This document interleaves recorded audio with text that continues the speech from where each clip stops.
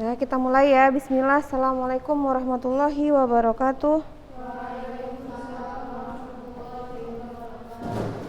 Alhamdulillahirabbil alamin wassalatu wassalamu ala asyrafil anbiya'i wal mursalin wa ala alihi wa sahbihi ajmain amma ba'd. Sehat semuanya? Alhamdulillah sehat semua. Minggu ini kalian hari Rabu ya, kemarin bukan kalian ya? Tapi udah nengok video? Udah kan? Kemarin itu kita udah bahas tentang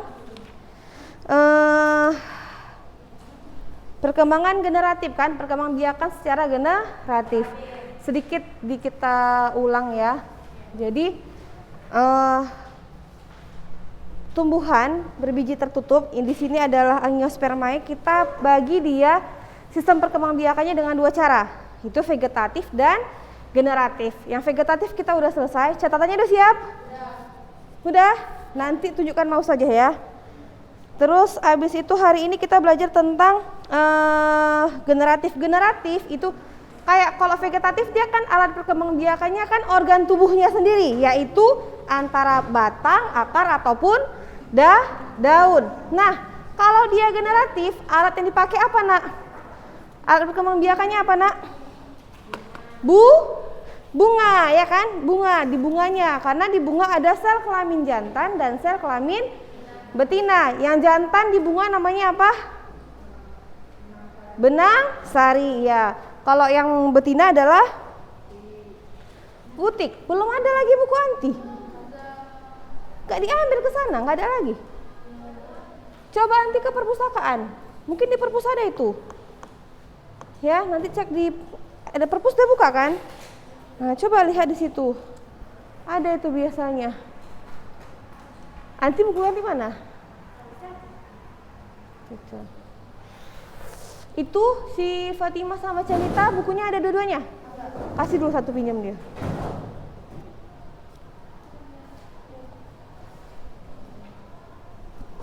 Ini kelompok 1 ya.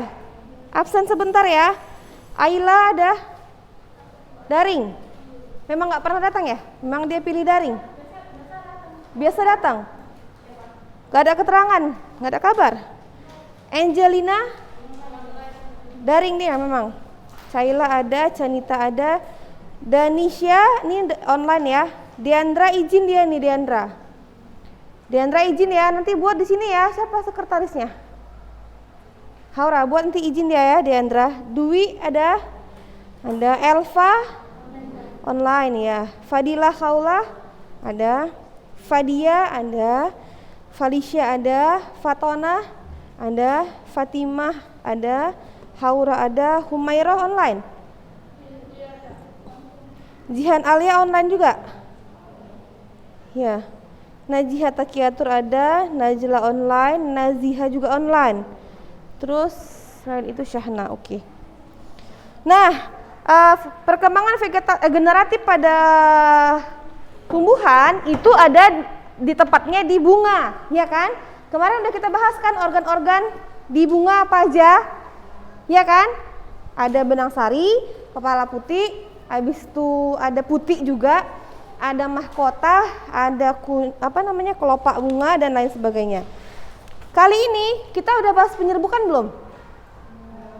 Belum ya, kita masuk tentang penyerbukan, halaman 66. Apa itu penyerbukan?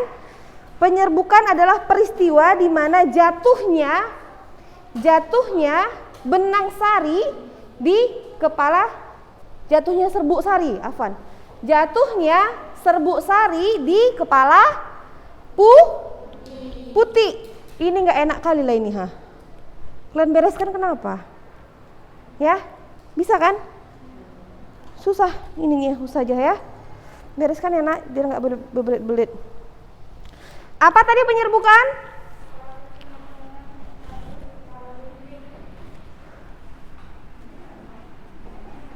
Penyerbukan atau sering disebut dengan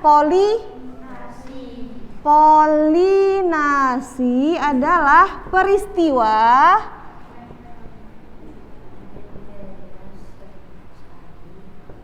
menempelnya serbuk sari di kepala putik. Kalau di bahasa sistem perkembangbiakan reproduksi manusia itu namanya fertilisasi, ya kan? Kalau manusia fertilisasi. Kalau ini namanya polinasi atau penyerbukan. Kayak mana supaya bisa terjadi penyerbukan ini? Nah, biasanya penyerbukan ini dibantu oleh kan tumbuhan yang mengalami perkembangbiakan. Kan serbuk sari itu dia ada di mana? Di mana serbuk sari? Di kepala sari atau benang sari, ya kan? Benang sari sama putik dia kan jaraknya kan nggak deket. Maksudnya dia ada terpisah jarak. Kan nggak mungkin langsung si serbuk sari yang ada di benang sari ini langsung pindah ke kepala putik. Biasanya ini terjadi karena ada perantaranya. Ada perantaranya, bisa dibantu oleh angin. Angin meniupkan serbuk sari yang ada di benang sari, terbang, nempel di kepala putik. Paham? Ini juga udah penyerbukan. Tapi juga ada bisa dibantu oleh hewan-hewan lain seperti yang sering hinggap di bunga, apa contohnya? Kupu-kupu, terus lebah, ya kan? Habis itu capung dan lain sebagainya. Kan sering itu kan hinggap di bunga. Ngapain mereka hinggap di bunga? Hah? Sebenarnya tujuan awalnya bukan membantu penyerbukan. Ngapain mereka hinggap di bunga coba? Ngambil nektar. Bukan kemarin ada yang jawab kan di kelas sebelah katanya karena mereka mau menghisap madu. Bukan madu yang dihisap, madu itu kan dihasilkan oleh lebah, ya kan? Sedangkan lebah dia hinggap di bunga mau ngapain? Mau mengambil makanannya. Apa makanannya? Apa madu makanannya? Bukan. Apa makanannya? Nektar. Namanya adalah nektar. Nektar ini dihasilkan oleh bunga, ya kan? Nah, si hewan tadinya sebenarnya mau makan. Dia tertarik lihat bunga karena warna bunga itu kan cerah-cerah kan? Ada yang warnanya merah, kuning dan lain sebagainya. Itu di bunga itu namanya apa? Di bunga yang warnanya merah, kuning, putih itu namanya apa? Mahkota bunga. Selain sebagai perhiasan bunga, si mahkota ini fungsinya adalah menarik perhatian serangga supaya serangganya terkecoh, maksudnya cantik kali bunga itu, ya kan? Sehingga akhirnya menghisap nektar yang ada di bunga tersebut. Nah, ketika dia hinggap di bunga, terkadang tanpa sengaja kakinya si serangga ini ataupun badan si serangga ini menyentuh si benang sari, ya kan? Nggak sengaja menyentuh benang sari. Akhirnya serbuk-serbuk sari yang ada di benang sari nempel di kakinya ataupun di badannya, ya kan? Nah, ketika dia pindah posisi, pindahlah serbuk sari yang ada di kakinya tadi pindah ke kepala putih. Paham nggak sampai di sini? Paham nggak? Nah, ketika ini terjadi, maka sudah terjadilah yang namanya penyerbukan atau polinasi. Jadi penyerbukan bisa terjadi karena adanya perantara atau bantuan, ya. Biasanya perantaranya dari apa tadi? Bisa angin, bisa hewan-hewan yang lainnya, ya kan? Nah, berdasarkan perantara ini maka penyerbukan dapat dibedakan. Nah, berdasarkan perantaranya ya, penyerbukan itu ada 5 macam. 5 ya? Ada 5 macam. Yang berdasarkan apa? Perantara. Berdasarkan jenis perantara. Jenis perantara penyerbukan terbagi menjadi 5.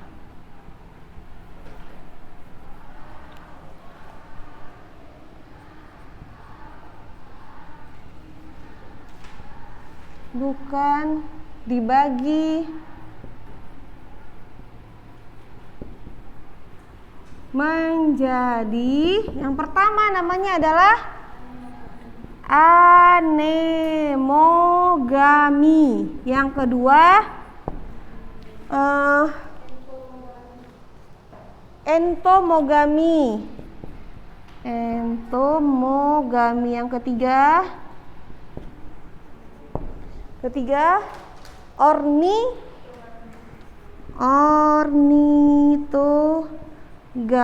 4 kirepterogami. Dan yang terakhir apa? Antropogami. Nah, ini adalah 5 macam jenis dari penyerbukan. Yang pertama kita bahas yaitu tentang anemogami. Nah, anemogami adalah penyerbukan yang dibantu oleh apa? Angin. Ya. Anemogami adalah penyerbukan yang dibantu oleh angin. Jadi perantaranya adalah angin. Disebut dengan anemogami. Tumbuhan yang biasanya dibantu dengan cara seperti ini adalah jagung. Jagung, padi. Tahu padi kan? Padi, jagung, ini adalah tumbuhan yang biasanya dibantu dengan cara anemogami. Nah, ciri-ciri dari penyerbukan anemogami yang dibantu angin, pertama adalah bunganya itu, tangkainya itu harus panjang dan mudah bergoyang. Ya, tangkainya harus panjang dan mudah bergoyang. Kemudian bunganya harus berukuran kecil. Dan ciri yang ketiga, tanaman ini tidak menghasilkan yang namanya nektar. Padi ada nektarnya enggak? Enggak. Iya kan? Jagung juga enggak ada kan? Nah, karena dia enggak menghasilkan nektar, maka serangga-serangga kan enggak hinggap ke situ. Makanya dia dibantu oleh angin karena dia punya tangkainya panjang dan mudah bergoyang.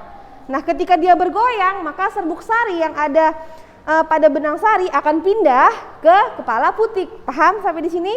Nah, ini adalah penyerbukan dengan cara anemogami. Contohnya tadi apa? Contohnya jagung dan padi. Jagung dan padi. Selanjutnya adalah entomogami. Entomogami adalah penyerbukan yang dibantu oleh serangga.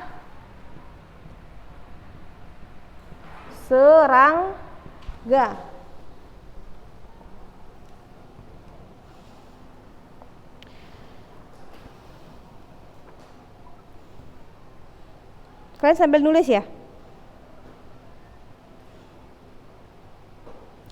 Entomogami adalah penyerbukan yang dibantu dengan serangga. Nah, ciri-ciri bunga yang dia melakukan penyerbukan seperti ini, pertama adalah bunga tersebut memiliki warna yang cerah.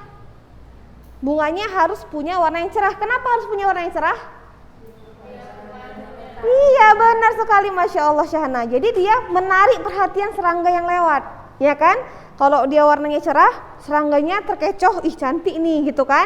Akhirnya serangganya singgah. Yang kedua, bunganya harus punya nektar, karena kan serangga makanannya adalah nektar. Dan ciri yang ketiga adalah serbuk sarinya itu modelnya harus lengket.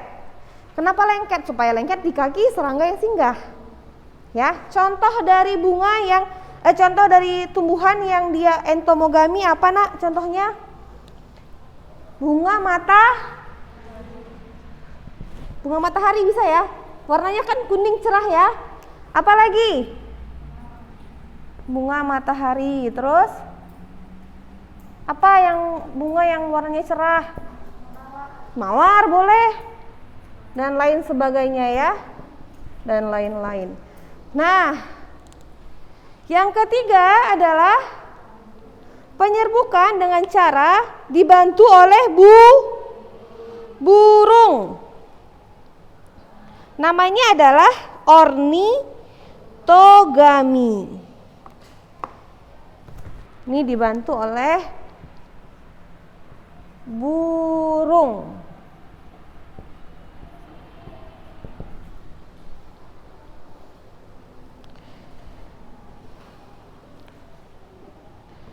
Nah, ciri-ciri bunga yang penyerbukannya dibantu oleh burung, yang pertama adalah bunganya itu ukurannya harus besar, karena yang hinggap adalah burung. Ya kan? Burung kan ukurannya kan lumayan besar. Jadi bunga yang melakukan penyerbukan dengan cara ornitogami juga ukurannya harus besar. Kemudian dia harus punya nektar yang banyak. Kenapa harus punya nektar yang banyak? Karena burung makannya banyak, ya kan? Jadi nektarnya juga harus banyak. Kemudian ciri-cirinya lagi adalah mahkotanya kalau bisa berbentuk terompet. Karena apa? Kan kalau dia bentuknya terompet gini, burung yang singgah kepada bunga yang seperti ini biasanya ciri-cirinya paruhnya itu panjang. Paruh burungnya harus panjang. Nah, ketika dia masukkan paruhnya untuk ngambil nektar, berarti kan bunganya tuh kuncupnya tuh harus bentuknya trompet gitu, paham kan? Supaya si paruhnya bisa masuk, ya kan?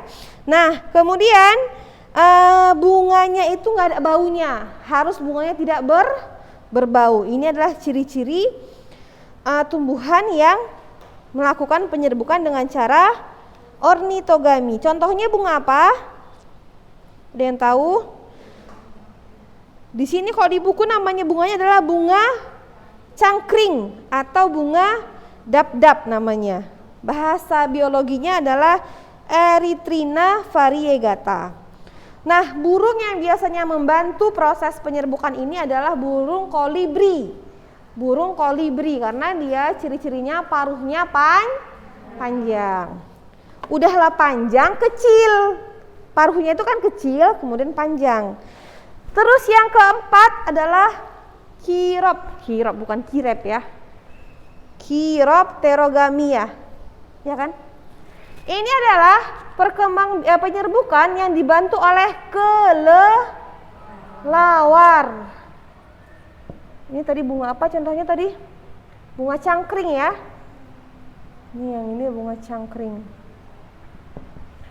Ini bunga yang pertumbuhannya dibantu oleh kelelawar.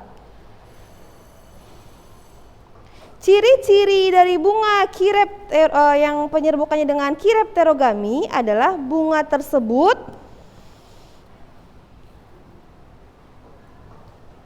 harus menghasilkan nektar. Kemudian bunganya itu juga harus ada baunya untuk menarik perhatian si kelelawar. Kemudian bunganya harus mekar pada malam hari. Kenapa? Karena kelelawar aktif pada malam hari, ya kan? Nah, bunga yang biasanya mekar pada malam hari contohnya apa? Kaktus. Kaktus itu pada malam hari dia mekar. Nah, si kelelawar suka hinggap di kaktus untuk mengambil nektar yang ada pada kaktus. Nah, akhirnya terjadilah penyerbukan. Ini contohnya kaktus.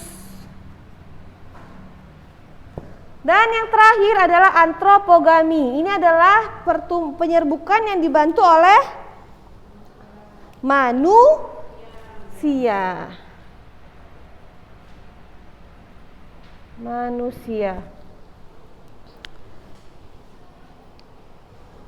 Nah, tumbuhan yang biasanya dia dibantu oleh manusia, biasanya dia merupakan bunga yang berumah dua. Arti dari rumah yang berumah dua, artinya dalam satu bunga ada sel kelamin jantan, ada sel kelamin, ada bunga jantan, ada bunga betina. Itu dibilang dia berumah dua. Dalam satu kuntumnya itu ada serbuk sarinya, ada benang sarinya, ada putiknya. Paham? Disebut dengan dia rumah dua. Contohnya apa? Bunga anggrek. Tahu kan anggrek kan? Anggrek itu kan macamnya banyak ya. Ada anggrek putih, ya kan? Ada anggrek merah, ada yang lain-lain. Nah, ketika anggrek putih dikawinkan dengan anggrek merah, nanti biasanya keturunannya adalah sifatnya separuh induknya. Jadi dia warnanya nggak putih ataupun nggak merah. setengah-setengah, warnanya pink misalnya. Makanya kenapa anggrek itu warnanya macam-macam, karena dia hasil perkawinan. Paham ya? Ada anggrek putih dikawinkan dengan anggrek merah misalnya. Nah, ini adalah penyerbukan yang dibantu oleh manusia. Bisa nggak ini dihafal? Paling nggak usah dihafal tapi dipahami. Bisa dipahami? Kalau udah paham insya Allah mudah ya. Paling yang ininya aja, anemo ini dia berarti angin, ento ini berarti serangga, orni adalah burung, kirap adalah kelelawar, kalau antro adalah manusia. Itu aja yang harus diingat. Paham sampai di sini nak? Udah dicatat kan? Boleh dihapuskan? Ternyata dia kesini lagi ya. Saja terlalu kemari.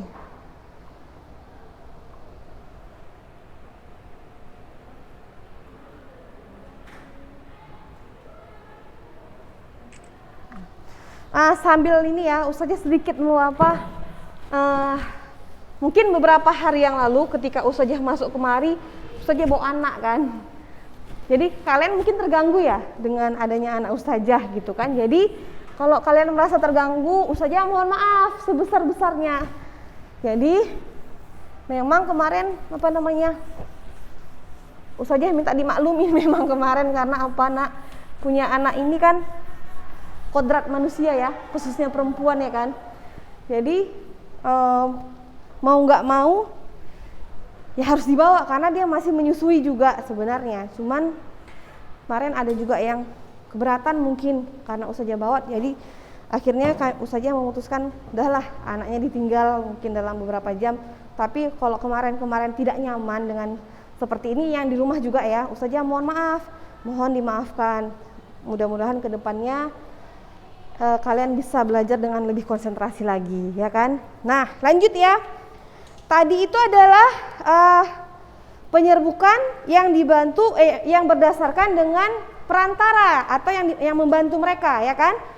Perantaranya yang sekarang kita akan membedakan penyerbukan berdasarkan proses penyerbukannya ya, berdasarkan proses penyerbukannya. Berdasarkan apa? Terlalu kemari ya. Berarti harus di sini. Oke.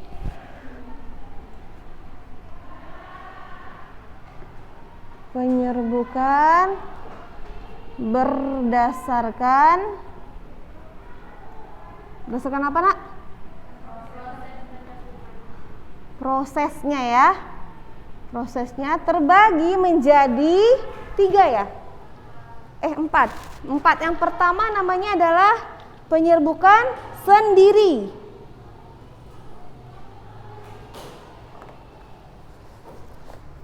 Penyerbukan sendiri, penyerbukan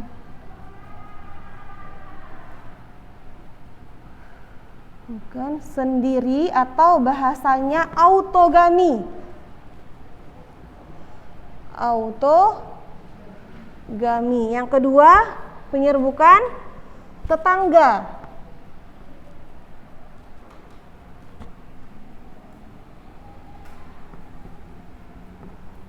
Tetangga atau geinogami.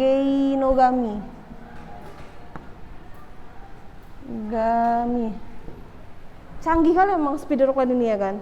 Ujungnya udah nggak bisa tapi masih bisa dipakai. Tapi tulisannya jadi terang ya, lebih tebal ya. Yang ketiga adalah penyerbukan silang.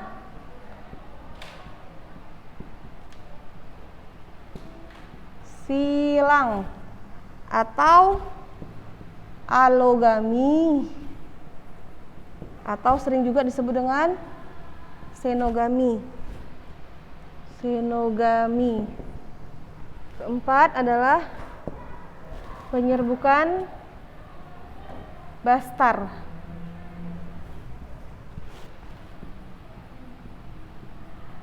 atau hidrogami. Coba Ustazah tanya dulu, Ustazah ngajar kalian kan bosan nggak? Bosan dengan cara seperti ini? Atau ngantuk? Enggak kan? Kalau ngantuk ketika ustazah ngajar misalnya, ustazah kami nggak apa, kasih tahu ya. Ustazah yang kayak lain lah apanya ustazah gitu ya, kasih tahu ya. Karena ustazah pun sama-sama kita sama-sama enak gitu ya kan. Ada yang dia kalau dikasih langsung kayak kalian teliti ini ya, kadang-kadang ada yang malas. Nggak bisa juga. Bisa aja sih sebenarnya.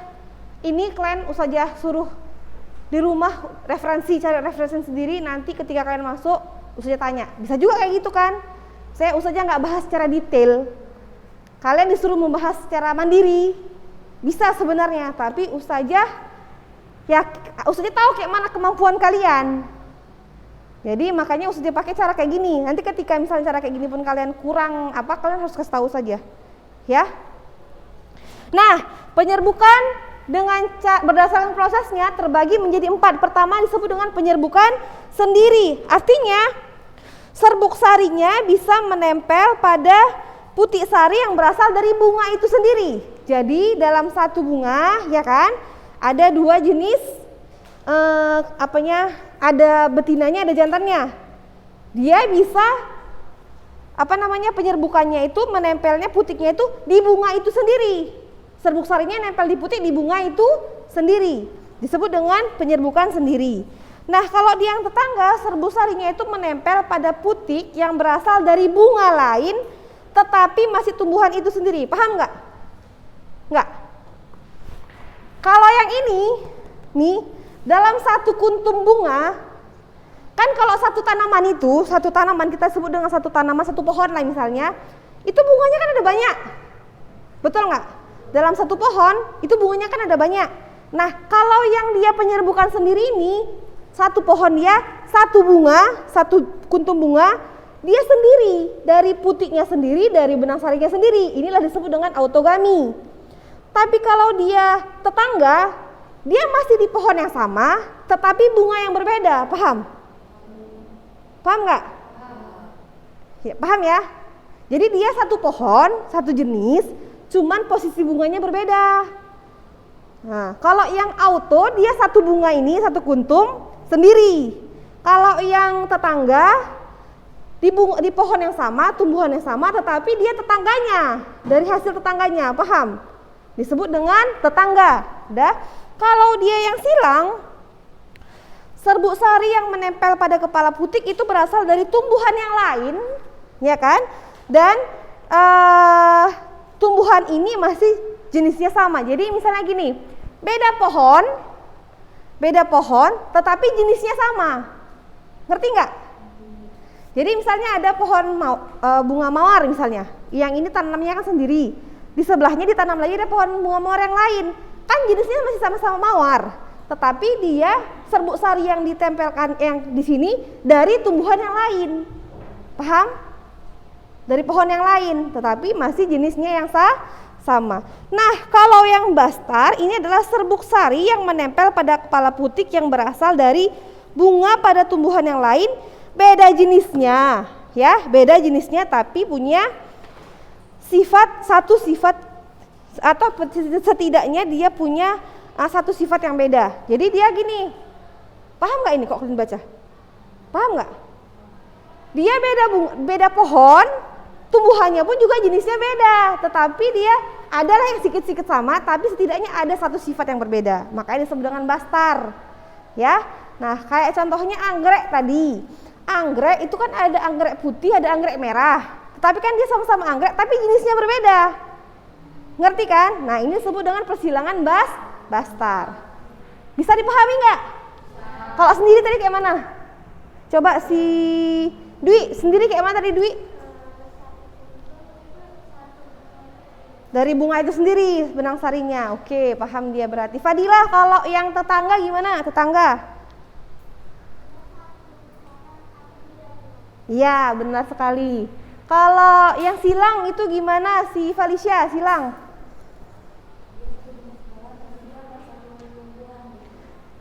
Satu jenis.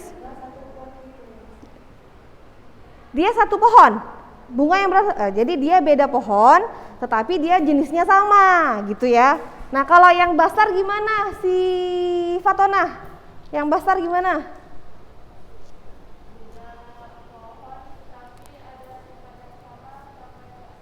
Tapi ada satu sifat yang dia berbeda, gitu ya. Pohonnya juga berbeda. Paham sampai di sini? Paham ya, alhamdulillah kalau paham. Oke, selanjutnya kita masuk ya langsung ke pembuahan. Nah, tahukah kamu apa yang terjadi pada serbuk sari yang setelah proses penyerbukan? Serbuk sari itu memiliki inti vegetatif dan inti generatif. Setelah serbuk sari melekat pada kepala putih yang sesuai, maka serbuk sari akan menyerap air dan berkecambah membentuk buluh serbuk sari. Buluh serbuk sari tumbuh dan bergerak menuju bakal buah melalui tangkai putih. Inti sel generatif di dalam buluh serbuk sari akan membelah menjadi dua. Dua inti sel generatif tersebut akan berkembang menjadi dua inti sel sperma. Satu inti vegetatif di dalam serbuk sari berperan menjadi penuntun gerak tumbuhan buluh serbuk sari ke bakal biji. Satu inti sel sperma membuahi inti sel ovum, membentuk zigot, dan satu inti sel sperma yang lain membuahi inti kandung lembaga sekunder, membentuk endosperma atau cadangan makanan. Pada proses ini terjadi 2 kali pembuahan yang disebut dengan pembuahan ganda. Paham nggak? Nggak, pasti kalian kalau suruh baca paham. Nah, kalian lihat gambar yang ini, nih halaman 71, ya kan? Kan kalau tadi kan penyerbukan itu kan masih proses menempelnya, masih nempel nih. Masih menempel serbuk sari di kepala putih.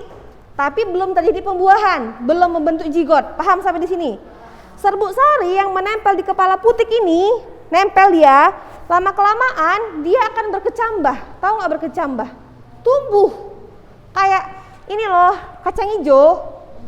Kacang hijau kalau kita letakkan di media misalnya bisa kita buat kapas misalnya. Kita biarkan di situ, ya kan, kita kasihkan air sedikit, lama-lama dia kayak tumbuh kan. Nah, tumbuh ini disebut dengan berkecambah kan. Nah, sama dengan si putik ini tadi, serbuk sari ini. Ketika dia nempel di kepala putik, lama-kelamaan dia akan berkecambah, akan tumbuh. Nah, kemudian nanti dia jalan hasilnya itu tadi, tetapi pada saat dia di sini dia tumbuh menjadi buluh sari. Nampak kan buluh sari di sini, tulisan buluh sari di gambar, nampak nak? Dia tumbuh menjadi buluh sari. Nah, ketika itu buluh sari itu akan bergerak menuju kemana? Menuju ke dalam sini, ke bakal buah. Ya. Nah, di sini inti sel dari ini dia terbagi menjadi 2. Karena ada proses pembelahan, ya kan? Ada proses pembelahan, nanti inti selnya terbagi menjadi 2. Masuklah dia ke dalam, yang satu dia berkembang menjadi zigot atau tumbuhan yang baru, yang satu lagi dia akan berkembang menjadi cadangan makanan yang bisa berupa buah ataupun biji. Nah, jadi dia di dalam itu dia ada 2 yang dia hasilkan. Yang satu adalah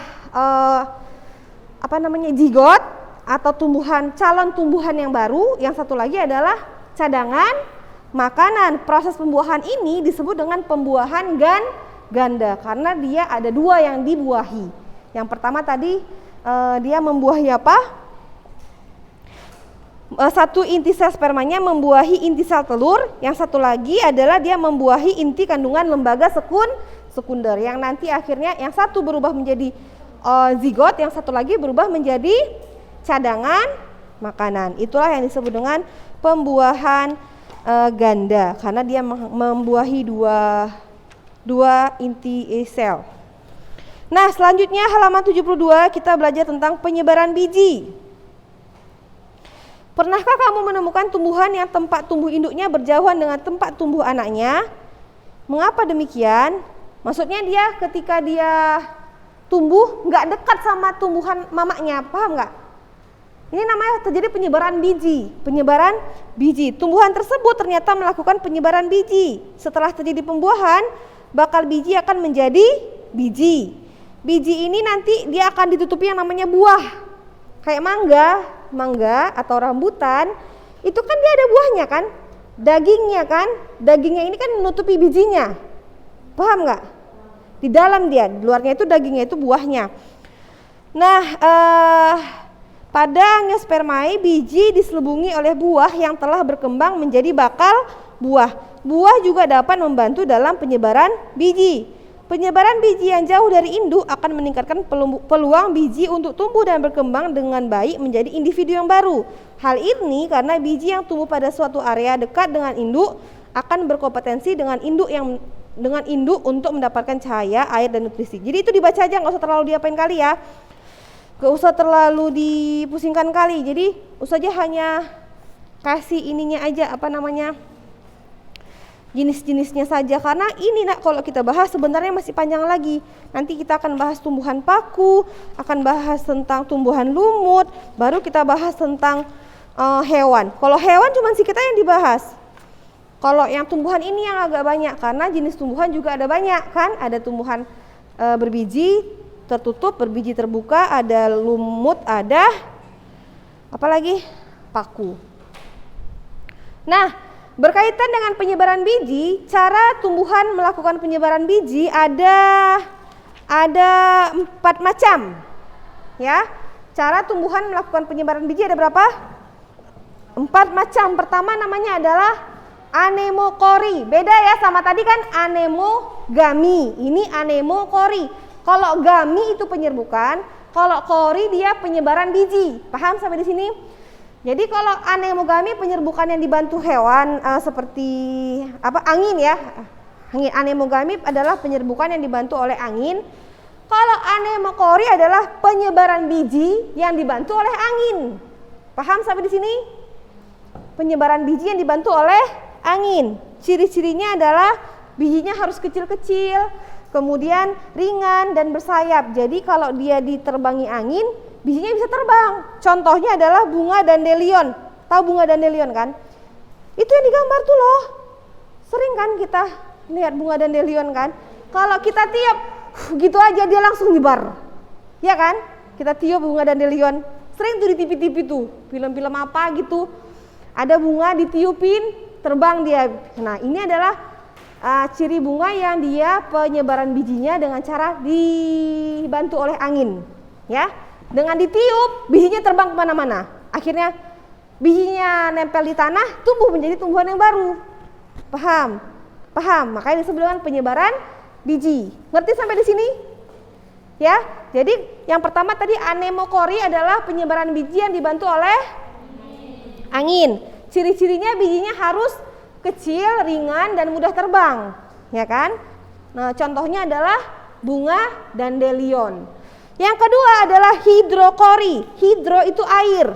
Berarti kalau hidrokori adalah penyebaran biji yang dibantu oleh air. Cirinya adalah tumbuhan tersebut hidupnya harus dekat air. Iya kan? Harus di dekat air. Contohnya kayak di pinggiran pantai misalnya. Ya kan? Kemudian contoh tumbuhan yang seperti ini adalah kelapa. Ya kan? Kelapa itu kan banyak di tepi pantai ya, ya kan? Nah, biji kelapa, ciri-cirinya lain adalah bijinya harus berukuran besar, ya kan? Kelapa kan dia besar ya kan? Kemudian apa lagi? Ciri-ciri yang lain apa? Pokoknya itu dibantu air lah ya. Tuh baca-baca aja lagi ya. Contohnya adalah kelapa ataupun bakau. Yang selanjutnya adalah zookori. Ini adalah tumbuhan penyebaran biji yang dibantu oleh hewan. Zoo itu kan hewan. Nah, hewan di sini boleh macam-macam. Boleh serangga. Ya, boleh serangga, boleh kelelawar, boleh burung, boleh juga mamalia. Kalau serangga namanya entomokori, kalau kelelawar tetap kirop ya. Kiropterokori. Burung ornitokori. Kemudian kalau hewan mamalia ini adalah mammokori. Contoh tumbuhan yang dibantu oleh serangga adalah wijen ataupun tembakau karena dia kecil ya. Kemudian yang dibantu kelelawar contohnya adalah jambu biji dan pepaya. Kalau dia ornitokori atau burung contohnya adalah tumbuhan beringin.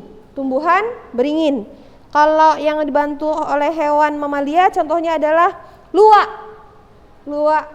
Hewannya luwak, tumbuhannya kopi. Makanya ada kopi luwak namanya. Karena kopi ini dia dibantu oleh si luwak, ya kan? Kayak mana caranya? Dimakannya kan? Dimakannya, katanya gitu ya. Dimakannya, abis itu dia pup, ya kan? Dia pup, pupnya inilah nanti jadi biji kopi luwak, ya kan? Makanya dibilang, ya kan kalau dipikir-pikir, betul nggak? Memang kayak gitu kan? Kita banyak jijik kan? Makanya Ustazah sampai sekarang nggak pernah mau minum luwak kopi, nggak suka Ustazah karena udah mikirnya udah kayak gitu. Tapi ada orang yang memang pecinta kopi, dia udah ini aja ya kan? Paham sampai di sini?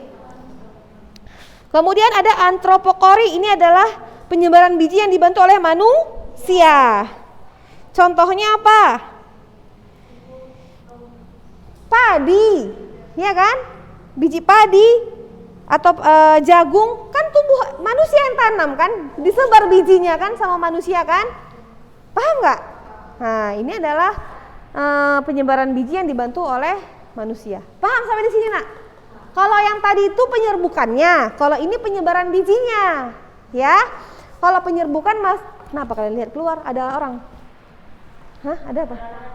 Ada anak kecil. Kok serem anak kecil? Oke, lanjut ya. Kita nggak usah lama-lama, cepet-cepet aja langsung, ya. Biar cepet habis. Nanti karena kita akan bahas tentang listrik lagi.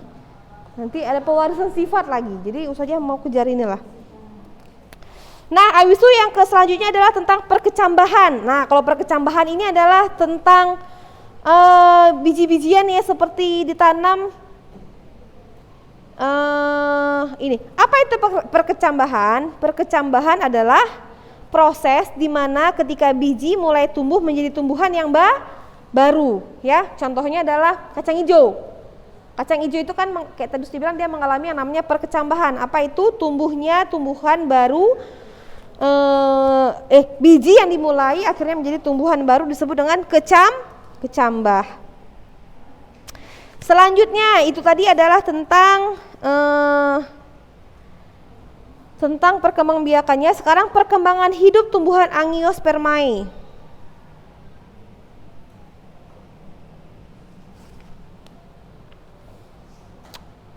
Ini juga nggak usah terlalu apa kali ya. Ini kayaknya tadi sedikit banyaknya udah usah dijelaskan. Kemudian perkembangbiakan tumbuhan Gymnospermae. Ini ada halaman 79. Gymnospermae kemarin apa, Nak?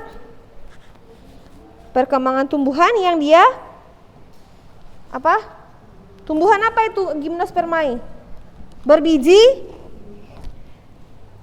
Kalau Angiospermae kan tumbuhan berbiji tertutup. Kalau dia Gymnospermae dia iya, tumbuhan yang berbiji terbuka. Nah, tumbuhan Gymnospermae dia tidak nggak punya bunga, ya. Tumbuhan Gymnospermae tidak mempunyai bunga. Kalau Angiospermae kan ada bunganya. Kalau Gymnospermae nggak punya bunga. Paham sampai di sini? Paham ya? Yang membedakan Angiospermae sama Gymnospermae adalah Gymnospermae nggak punya bunga. Tumbuhannya, bijinya tidak tertutup. Kemudian disebut dia berbiji terbuka. Contoh tumbuhan berbiji terbuka adalah pohon pinus. Tahu pohon pinus? Ya kan? Kemudian pohon ginkgo. Kemudian pakis haji. Ini adalah contoh dari tumbuhan Gymnospermae. Kan kita cerita tadi kan kalau perkembangbiakan secara generatif kan dia dibantu oleh bunga kan, yang berperan adalah bunga, betul nggak? Iya kan? Pada tumbuhan Angiospermae, pada generatifnya dia kan bunga yang bekerja. Kalau dia vegetatif kan organ seperti batang, daun dan akar, batang, akar, daun. Itu vegetatif kan? Kalau generatif kan bunga. Nah, di sini kalau yang Gymnospermae ini dia nggak punya bunga. Berarti apakah dia nggak bisa berkembang biak secara generatif? Ternyata walaupun dia nggak punya bunga, tetapi dia bisa juga berkembang biak secara generatif. Nah, alat yang digunakan namanya adalah strobilus. Nampak, Nak, di situ, Nak? Di halaman 79, habis waktunya. Cepet kali ya. Habis waktu ya. Strobilus namanya ya.